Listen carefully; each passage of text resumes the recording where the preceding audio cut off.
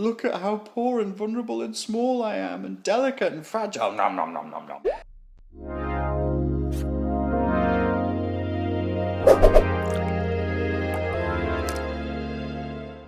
Hello, boys and girls. So today we're going to talk about covert narcissism. We're going to talk about this very, very briefly. In thinking about this and simplifying it, what do we mean when we're talking about covert narcissism? In essence, expand your sort of thinking of the word covert. Covert anything. Covert manipulation, covert bullying, covert operations, covert intelligence gathering. It means it's covered. It means it's under the surface. It means that the predator that is operating while seeking its psychological prey, its emotional prey, the narcissistic supply that the predator is looking for, it's operating under the radar. It's operating in secret. I don't know why I said why like that. Why is this such a problem for the target? Well, because for the person who is being preyed upon, the person who is being abused in this narcissistic predatory context is never quite sure whether they are being preyed upon or not. In the early days of doing these sessions with people that focused more on narcissistic abuse, either in an interpersonal relationship or in a family relationship, we came up with she happened to live in a country of the former Soviet Union. So we would joke about this, kind of dark humor, we were joking about gulags, running different gulags. And I would say, well, in my gulag, I beat my prisoners and I tell them, I hate you, filthy prisoners, because you're enemies of the Communist Party and you deserve this pain. And every day at 4 o'clock, I hose them down with cold water and then give them a good beating. In her gulag, she does exactly the same thing. She hoses them down with cold water and she beats them with rubber pipes on the feet or whatever, whatever the abusive thing is. But she tells them that she loves them.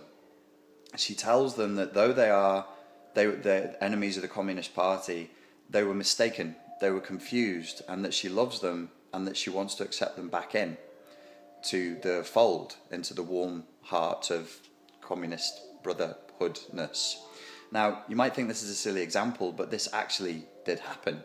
The very term brainwashing that we use in English is an anglification and bastardization of a Chinese communist term that I think the word that they use in Chinese implies mind or heart. Heart washing, cleansing the heart of impurity, of impure thoughts against the Communist Party. The word in Chinese will imply heart, mind, and spirit. Why is it so much crueler in the gulag, where they are told as they're being beaten that they're in the ministry of love, not in the ministry of torture, as in 1984? Why is that so much crueler? Because if you are allowed to call abuse, if you are allowed to say, yes, I am an anti-communist, beat me all you want, you filthy communist swine, I stand in opposition to you, then your spirit won't be broken. You will know who you are. But if you are told repeatedly over days, months, and years with constant exposure that you are not being beaten, that you are not hated, that you are loved, and that this is not torture, I'm not torturing you, I'm not punishing you for being an anti-communist. I love you. I am re-educating you. I am washing your heart, my brother, my sister, my comrade, Tavarish.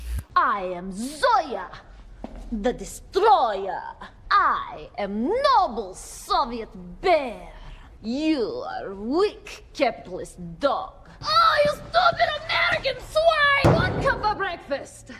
I am cleansing your mind of these impure, filthy capitalist thoughts that corrupt you and bind you to the great Satan of, whatever the common enemy is. Covert narcissism operates in exactly the same way. I'm not beating you, I'm loving you. I'm not hurting you, I'm your friend. I'm not the predator, I am the prey. Where I prey upon you, I am the covert narcissist. I prey upon you. But even as I prey upon you, I am telling you, brainwashing you, propagandizing you into believing that I am not a predator. I am not preying upon you. I am not drinking your milkshake. Even as the straw is in my mouth and I'm slurping away, I'm looking at you and saying, I'm not drinking your milkshake. This is not happening. And not only that, but I am not a predator. I am the prey. I am the victim here. I am the victim. You are the in fact, are abusing me. So here's what then happens in this echo chamber of insanity is you get covert and inverted narcissists accusing people of narcissism even as they are narcissistically consuming them. So it would be like the praying mantis eating the head of another mantis, and even as they're eating that head going, "Why are you eating my head? Why do you devour me this way, you filthy creature?" Even as they are hitting you, they cry out in pain. Even as you are struck by the covert narcissist, they hit you and they say ow. They attack you and then they shrink away in terror. What would the effect of this be? So imagine in this crazy gulag that gets even crazier. My gulag, I just beat people and I'm just like, "You filthy anti-communist, how could you, I'll force you at gunpoint to kiss this picture of Stalin." Soviet Union, we eat stars and stripes for breakfast. But in my client's gulag, in the other gulag, where she tells them she loves them and that this is for their own good and that this is for their own education, what if it went even crazier? What if in her crazy gulag, every time a prison guard beat a prisoner across the feet with that rubber hose, the prison guard said, "Ow. Ow. Ow. Why are you hurting me? Why are you doing this to me?" Now, you might laugh as you think about that, but something like that goes on. It's a very silly, cartoonish, easy to envision example I'm giving you so that you could see how crazy this is and how crazy making it would be. If indeed this did happen, how much damage would it do to you? How much damage would it do to the victim? See, covert narcissistic abuse is a different animal. It's a different thing. Overt narcissism is horrible. It's a disgusting thing to experience, overt narcissism. A dirtying, humiliating, spirit-destroying thing. But the covert narcissist makes you doubt your own sanity because for the first year, 2 years, 3 years of the relationship, you'll be spending most of your time going, "Are they abusing me or not? Are they a predator or not? Are they the predator or are they the victim?" Because you'll notice, clever people that you are becoming, clever people that we are becoming as we get wise to this game, is that they propagandize us with the notion that they are vulnerable. And there is this thing that allegedly borderline people do. Borderline, some people will say, is a form of narcissism, borderline personality disorder, which is of being the vulnerable predator and of being very ostentatiously and pretentiously and theatrically vulnerable right in front of you. "Look at how poor and vulnerable and small I am and delicate and fragile," nom, nom, nom, nom, nom, even as they're, devouring you from within and eviscerating you and eating your guts in front of your eyes, which, I like using film analogies, brings me back to the idea of the Schmeagol golem.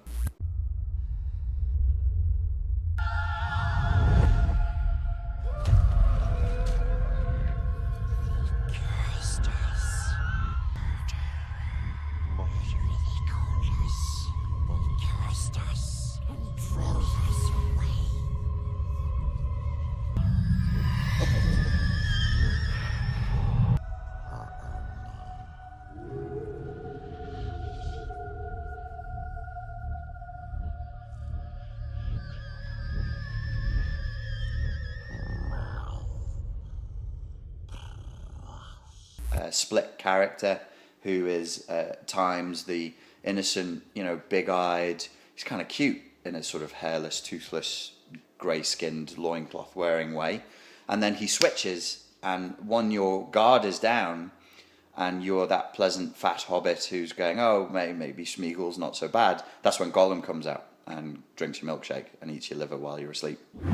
So it's a double-edged sword. Not only are you being narcissistically abused, but you don't know that you're being narcissistically abused because they are propagandizing you and brainwashing you, mind-washing you, heart-washing you into thinking that they're the victim, which is why when we go through the traits of covert narcissists, one of the big ones is they have a victim complex and they're very ostentatiously full on with saying, "I am not understood by this cruel world. You don't understand me. Nobody understands me. I'm the biggest victim in the room." So how do you overcome that? Well, you need to learn to see abuse as abuse. And when somebody is not being very nice to you, if you don't like the term abuse, if it's too psychobabbly for you or too strong for you, then just think about the ways in which this person is not very nice to you. Maybe go ahead and write them down.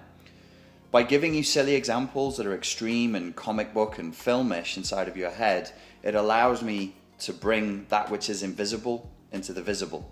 Because if you are really sat there going, this is abuse and this person is mentally ill, that moment that you can actually get that foothold on sanity and say, yeah, this person ain't right, you can save yourself. You can break out of that prison and say, okay, there's something going on here that isn't right. It's not me, it's them. At that moment, you can be saved.